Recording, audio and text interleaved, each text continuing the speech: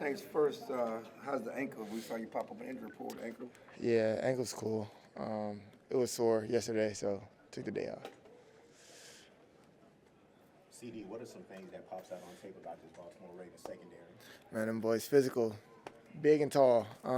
Obviously, you got guys like Kyle Hamilton, you got Marlon, Eddie Jackson. You got a lot of experience, guys who know what they're doing back there, and they play well together.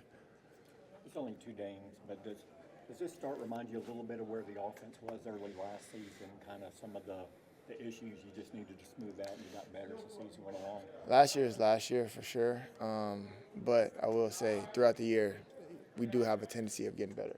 We set the bar for ourselves, obviously, see how we compete versus other people, and then, we make adjustments. But I will say we can definitely look forward to making more adjustments this year.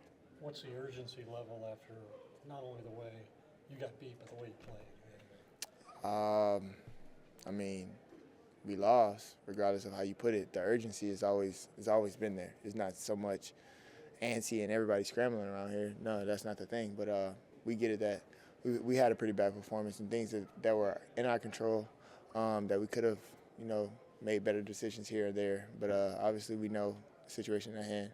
We got to capitalize. CeeDee, we're seeing a lot more too high in the NFL these days than last year too. Yeah. Why do you think that is, and how is an offense? You got too many nice receivers. Point blank, period. Too many nice receivers. Plenty of ways of disguising, and your skill position is different ways of getting guys open. So obviously you want to stop that. Had a run going on, get the run going a little bit, and if you can't stop the run, then you're just going to keep out of the ball. CeeDee, Micah talked yesterday about how he felt there was a lack of effort by certain players last Sunday.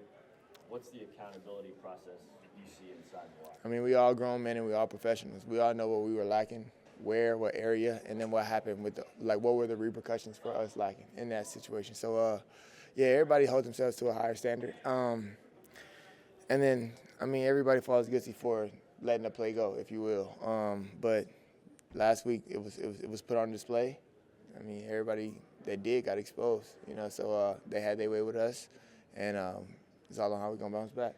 Any talk about re-establishing your home field dominance is one thing that was Man, we big last 2 years. lost 2 games at home in how many years?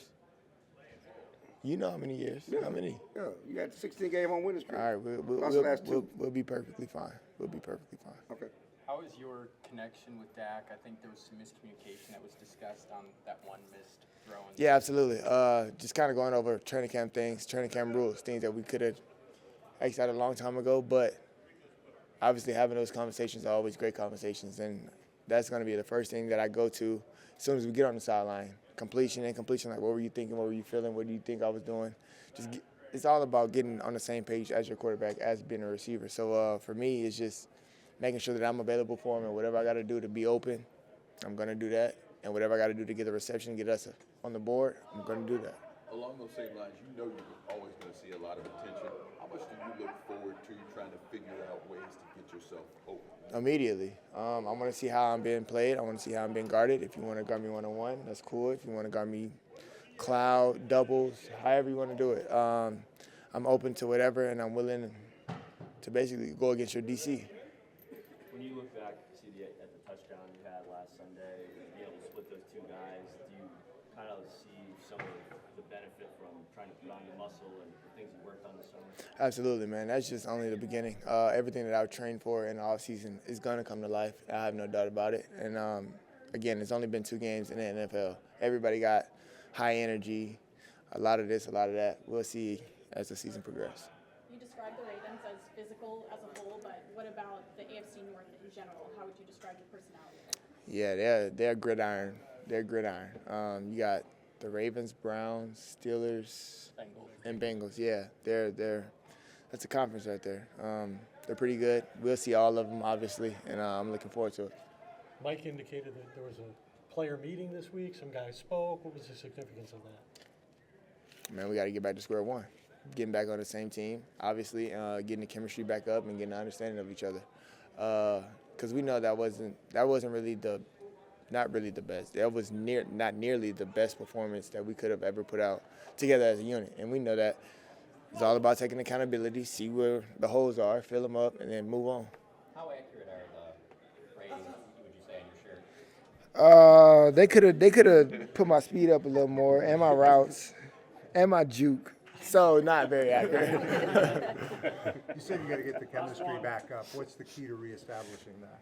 Starts in practice. Starts in practice, getting in each other's brain, picking each other's brain, asking questions, and coming to a mutual understanding and agreement, depending on how I'm being guarded or what he sees. It's a lot of things that go into it, and it's not just going to happen overnight. But us being as confident and doing this together for so long, we can make it right. Thank you. Appreciate you. Thank you.